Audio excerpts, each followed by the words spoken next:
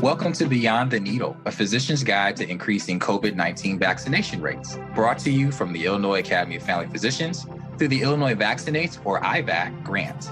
IVAC is a joint effort administered by the Illinois chapter of American Academy of Pediatrics, the Extension for Community Health Outcomes, ECHO Chicago, and the IAFP. Funding for this podcast series was provided by the Office of Disease Control through the Illinois Department of Public Health. Through this podcast series, we will empower the primary care physician to feel confident in implementing COVID-19 vaccination so that their patients can receive the vaccine at a routine visit. Support for providers is available through boot camps, learning collaboratives, do-it-yourself toolkits, and this podcast series. CME credit is available for each podcast through the Illinois Academy of Family Physicians. For more information, visit illinoisvaccinates.com under podcast. Thank you for joining us as we come together to vaccinate against COVID-19. Hi, welcome to IVAC's podcast series. Thank you for joining us today's episode on how to compromise with immunocompromised. My name is Dr. Christopher Smyre. I'm a family medicine physician at SIU School of Medicine in Springfield, Illinois. And I've been in practice for now 3 years as a full-fledged attending. I'm joined by two other great doctors, Dr. Timothy Ott and Dr. Carl Lambert. I'll let Dr. Timothy Ott introduce and give his background, and then Dr. Lambert will give his background. Good morning, and thank you again for joining us today. My name is Dr. Timothy Ott. I've been practicing family medicine for over 35 years now.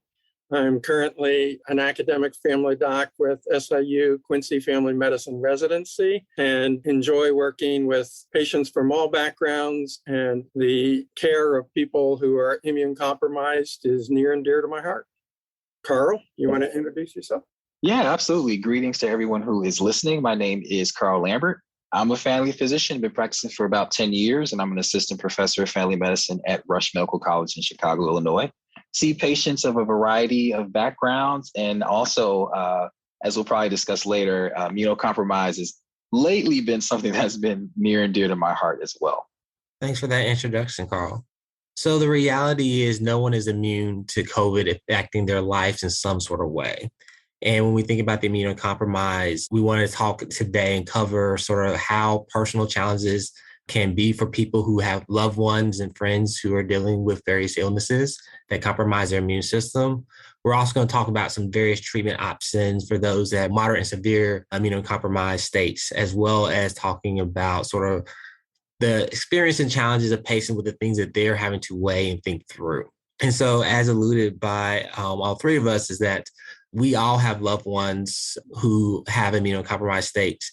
And just being transparent, my mother actually has sarcoidosis. And so when she was talking and thinking about getting the vaccine, there was a lot of conversations that I had with her, some discussing her own concerns and fears of, if I get this and my immune system gets activated to make the antibodies, but it gets overactivated, what is that going to mean for me? Or is it even going to work because I'm on these other medicines to keep my immune system in check? And so having conversations with her about the pros, the cons, having her to talk with her own primary care doctor about those pros and cons to decide when would it be right to get the vaccine and weighing the risks and benefits of how to keep her as healthy as possible was something that wasn't a straightforward answer, especially when the vaccine had came out.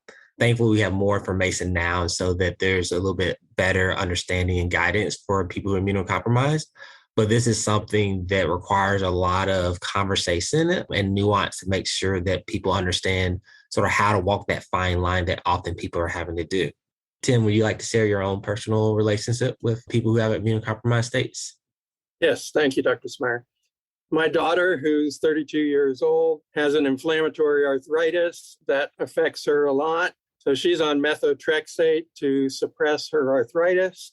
And methotrexate is immunosuppressant, an old chemotherapy drug. And initially, she didn't think she could get the vaccine. And so in talking with her, I encouraged her to talk to her providers about it and talk to her about my knowledge of the vaccine and immune-compromised. And I was able to convince her, and she was able to convince her doctors that she should get the COVID vaccine. So I think that was a little personal victory for me and her. Dr. Lambert, you have a personal story too? Oh, absolutely, I do. So, and it's very interesting how at the time of this recording, there's a lot of talk about the CDC now recommending COVID vaccine for those, 6 months to 5 years old. So I'm a new parent. I got a almost 11-month-old son at home down the hall. He was born very early. He was born at 27 weeks and had a really prolonged hospital stay of 9 months in the ICU. Ultimately, he was diagnosed with severe BPD, bronchopulmonary dysplasia, and requiring even a tracheostomy to help him to breathe. Now, thankfully, he's doing well overall, but just that combination of prematurity and then also just chronic lung disease most certainly would make him immunocompromised and at risk for COVID-19. So it certainly, and I think this is even a discussion I would have with patients who aren't kids, but when you discuss like the COVID-19 vaccine and whether or not you should get it, sometimes I'll say getting the vaccine may be the difference between you recuperating at home versus having to be in the ICU for a week or so to recover. So there's a lot of discussion of like pros versus cons when you discuss going for this in patients who are immunocompromised. So that's my personal story to share. Thank you for sharing, both of you. And we've been throwing around the word immunocompromised a lot here, but just so we're all on the same page, Carl, can you give us a definition for those who may wonder what all constitutes someone being immunocompromised? Yeah, absolutely. So probably preaching to the choir here, but there's a myriad of things that we can do to kind of help prevent infection. That could be avoiding large gatherings, social distancing, wearing our mask, early testing and whatnot. But really the baseline of protection is really our immune system. So there are cells in our body that work in concert with one another to really fight off infections and pathogens of different kinds. Now there's such a thing as being immunocompromised. So that means that there are people or patients that we serve that may have weakened or, again, compromised immune systems that don't work fully. They don't have that robust response that we're looking for when they come across a bacteria or a virus or whatever the agent is. So that could be inherited. You could be born with immunocompromised, or it could even be caused by medications or certain treatment plans and whatnot. So when you discuss this with patients, sometimes patients will say, hey, am I immunocompromised or not? So we do have to keep the main thing as far as definitions are concerned. So, who's considered moderately or severely immunocompromised? There's a list of common things that I think about. So if it's a patient who's going through active chemotherapy or radiation for tumors or blood cancers, that's certainly immunocompromised. If you had an organ transplant, or if you're taking medicines that helps to prevent your body from rejecting the transplant, again, that's certainly a state of immunocompromise. If you have a condition such as HIV or AIDS that's untreated or advanced, that's another category for immunocompromise. If you're taking certain medicines that, again, cause your immune system to kind of stay calm or not to overreact, like steroids or like prednisone or things of that nature. If you're taking more than 20 milligrams daily or other medicines like methotrexate, which is used for some arthritis conditions, that's another state of immunocompromise. And then finally, if you have what we call a primary immunodeficiency, which you're born with, such as the George syndrome or Wiskott-Aldrich syndrome, those are conditions that you're born with at birth. So again, those are kind of the main contenders in terms of thinking about immunocompromise. Thanks for that working definition. And Sure. With anything, there's always levels of this or severity of illness. And so depending on how severe it is, will determine what options may be available. And an option that many people may not know about is something called Evusheld. So Tim, can you tell us a little bit more about Evusheld? Yeah, I'd be happy to talk about Evusheld a little bit. But what Dr. Lambert defined was the moderate to severe immune compromised. And there is a category for mild immune compromise, which there's a little different immunization recommendations for mild immune compromise. And that includes anybody over 65, anybody with type 2 diabetes, a lot of those things where they're recommending the booster vaccine, those are considered mild immune compromise, just to sort of differentiate between the moderate to severe and the mild immune compromise. When it comes to Evusheld, we're talking again about those moderate to severe immune compromised patients that Dr. Lambert defined very well. What the Evusheld is a pre-exposure prophylaxis. It's 2 shots composed of 2 different monoclonal antibodies. And it's mostly for people that can't get the vaccine or didn't respond to the vaccine. And it's to give them external monoclonal antibodies against COVID when they can't produce their own monoclonal antibodies against COVID. It's approved for 12 and over who are moderately to severe immune compromised due to those diseases or meds and are currently not exposed and who have not been recently exposed. So it's a pre-exposure prophylaxis. It's also approved for anybody who had a severe allergic reaction to the COVID vaccine, which initially was a concern, but we've found with more and more vaccines that that's actually very rare. So it's just important to know that the Evushield's out there. It is approved under the Emergency Authorization Act and available free of charge. And it's just these 2 shots of monoclonal antibodies for pre-exposure prophylaxis if you're concerned your high-risk patient might be exposed. Thanks for talking about that and sharing more about some of the newer options or some things that we can do to keep people from getting COVID, especially if the vaccine didn't respond well. It's a contraindication to getting that. One of the realities, especially for people who are immunocompromised, who are having to think through a little bit more nuance of sort of what makes the most sense for them, is that it then leads to very interesting conversations that we're having to have with our patients to help elaborate on the risks and benefits for them. And I know that those conversations can be sometimes challenging. Sometimes you may feel like you don't know enough about how to best manage or counsel a patient. So we're going to share a little bit about how we have navigated sort of educating and discussing with our patients who are immunocompromised. I know for me, one of the things that often came up was sort of, I worry my body isn't functioning like the typical body does. So how is this vaccine going to then respond in my body, which is different than most people's bodies, especially if they have diseases that can overreact when activated.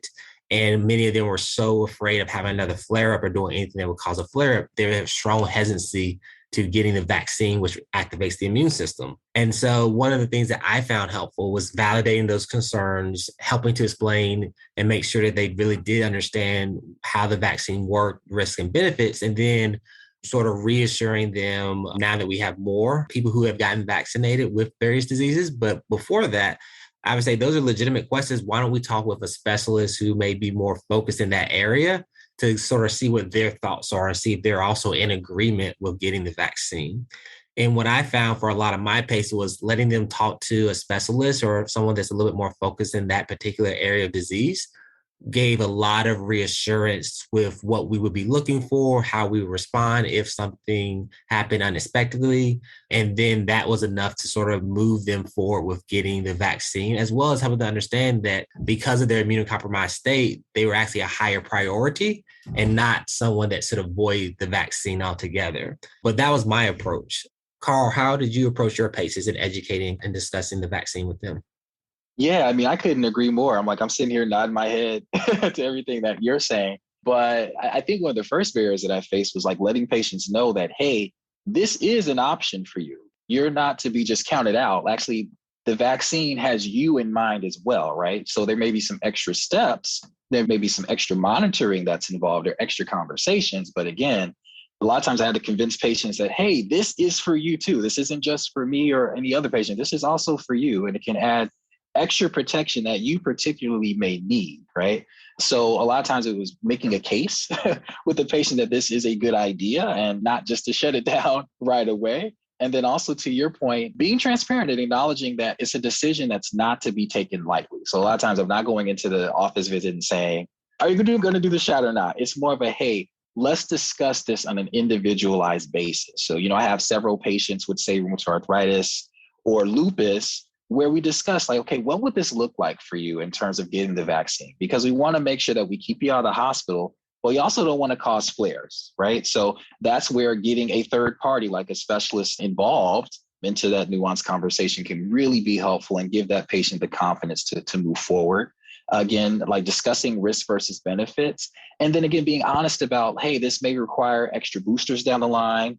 And letting them know like, hey, your response to the vaccine, even though you're getting it, it may not be as robust as others, hence is why you might need to get several more boosters down the line. So it's a very deep conversation. It's a continued conversation. It's like a classic example of shared decision-making, which is great to do. But I think the main tenet is just honesty and just facilitating trust with the patient every step of the way. I really like that. And then, Tim, how do you approach? I think you have probably the most clinical experience out of the three of us. Well, I think we've all lived through COVID, but I'm in rural West Central Illinois, and so I think my patient population and my approach might be a little different from you two. I have encountered a lot of COVID denial and vaccine resistance in my patient population. And like you both have said, this is a dance. You don't want to try to force it down somebody's throat. You got to try to educate them and dance with them and hope that eventually they'll see that you really believe in the vaccine and believe that it would be beneficial to them and that they will comply. And during the course of the pandemic, our recommendations change over time. So at first, the booster was only recommended for those mild to moderately immune compromised patients to get the third shot. And then we started saying, well, everybody should get the third shot. And those mild to moderate people should maybe get a fourth shot and a second booster. And so trying to convince people that it wasn't just me changing my mind, that it was our knowledge of COVID that was evolving and our knowledge of the vaccine that was evolving, and that I was trying to give them my knowledge of the most recent recommendations for the vaccine or for treatment. And being rural, I think I probably have a little less ready access to specialists as Dr. Smyre has over in Springfield, and probably less than Dr. Lambert has. So if somebody's under active treatment for cancer, my approach is a little different. I tell them, yes, you should get the vaccine, and this is why. Ask your doctor if it's okay for you to get the vaccine. Don't ask what they think about the vaccine. Just ask if it's okay to get the vaccine. And so I try to convince them as much as possible without the specialist. But if I think they're on medications that may make it not a good timing for the vaccine, then that's when I'll get the specialist involved. But I do think it's really important to build that confidence and trust with your patients. And once you have that confidence and trust, then they're much more likely to comply with your recommendations. Yeah, I think one of the things that I'm hoping you will take away from this conversation is that there are many different ways to approach and engage your patients in having these conversations. And you have to take into account the resource, the accessibility of how quickly and how easy it is for them to be able to see other specialists, and also their own value system of what's important to them. What are they really concerned about? Because what I found is that once I understand what their values are and their priorities and fears, then I can provide the data that we know, or be transparent that there's no concrete data I can tell you to address this, but here's the science or theoretically what we would expect and how we can plan around it so that they're feeling really heard. And once we address their fears and know their values, then they're making a truly informed decision. And at the end of the day, as physicians, that's what we're aiming for every patient, is that their choices are informed with the best evidence that we have at the time to choose what's going to be in alignment with their own value system. But one of the other things that I found very helpful is actually on New Mexico's Department of Health. They had to create this toolkit for immunocompromised and sort of thinking of like layering in different layers for protection. And so oftentimes as medical providers, we talk about the Swiss cheese model and how usually if something goes wrong, there's a lot of just small holes within the system that perfectly align to allow that error or near miss to happen. And one of the things that they talk about is different things we can do to sort of have different degrees of slippage. And that if we layer them in, then we can basically block and prevent people being in the ICU and sort of dying from COVID. And so one of the big things they talk about is avoiding large gatherings and social distancing. That is really helpful because if you're not around anyone, obviously you can't get COVID. But at the same time, we do know that during this period in this pandemic, there's been a lot of isolation that's caused depression. So there is that balance of making sure that how are we gathering and being able to connect with people, but doing that in a safe way. One of the other things they talk about is having early testing, early treatment, and wearing your mask just to reduce the entry points into your own body, just to catch it sooner now that we have various medications that we can give to help expedite recovery and minimize symptom severity. Thinking about finally the vaccine itself, because if you're vaccinated and you have antibodies in your own system, even if for some reason you had all those other things and the holes just sort of aligned to get through, the vaccine has the fewest amount of holes because you already have antibodies in your own system as that last final line of defense. And so what we hope you'll take away from this and be able to take back to your patients who are immunocompromised, or if you're listening to this as someone who is immunocompromised, either from something that you were born with, something that you're on medication for another disease, or you have a disease that's causing your immune state to be weakened, is to know that you can still get the vaccine. Definitely talk to your own primary care provider and your specialists about sort of the risks and benefits for you. And know that there are other options like Evusil if for some reason the vaccine wouldn't be necessarily best for you when you look at the risks and benefits. And that beyond the vaccine, wearing your mask, hand washing frequently, social distancing will help reduce the likelihood. And if we can do all these things together, then we can all be safe. And we can not only be safe for ourselves, but keep our loved ones safe. Because at the end of the day, no one wants to be the person who got it and then pass it on to someone they care for. And so this is not something that is only affecting us, but it also affects our loved ones. And like we've discussed, a lot of ways that our immune system may be compromised, or you may know people who have a weakened immune system for a variety of reasons. And the more that we can do to minimize the spread, to protect ourselves and protect others, the better we're going to be as a whole country. When I approach, I said I have more vaccine resistance. When I see somebody that's not vaccinated, my first approach is, like you said, to get to know the patient. And I just say, can you tell me why you're not vaccinated? Can you tell me what your concern is? Can you tell me what your thoughts are on that? And then without being judgmental, just try to share some of the facts. Like in our local hospital, when it comes to people in the ICU on ventilators with COVID, it's 10-1, that 10 times more people that aren't vaccinated than people that are vaccinated are the ones that end up in the ICU on the ventilator. So the vaccine is not perfect, but it certainly is a big help. And without judging them for their thoughts or politics or religion, I'll just try to share some of the facts and hope that they'll hear some of the facts. And then just to plug the podcast series, I know there's another podcast out there on COVID therapeutics, things you can do once you've got the COVID to try to prevent it from getting severe or prevent hospitalization. I participated in the development and recording to that one, so that one's out there. There's also going to be a podcast about how to deal with the reluctant patient. So look for that one too. So I'll plug a couple of our other podcasts. All right. I don't know if I have much else to add myself. I think you all provided the mic drop for this episode, to be honest. But I would say to the listeners, just notice how we each kind of use the power of personal narratives here, right?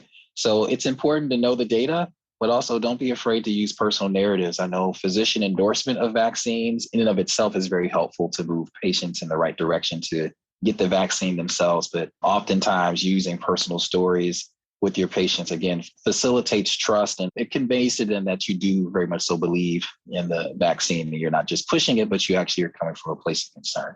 Yeah, I got my mom or my daughter or my son vaccinated. I think that goes a long way towards that trust. So thank you once again, Tim and Carl. For those listening, thank you for listening to this podcast and this series that we've been doing.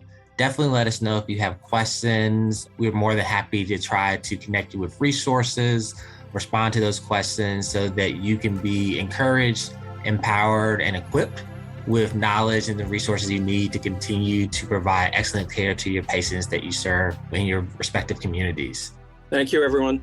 Thank you.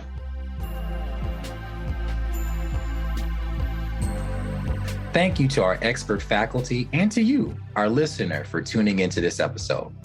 If you have any comments, questions, or ideas for future topics, please contact us directly at podcast@ilvaccinates.com. For more episodes of Beyond the Needle, please visit illinoisvaccinates.com/podcasts. You'll find links to resources, transcripts, speaker disclosures, a survey to gather your feedback, and instructions to claim CME credit.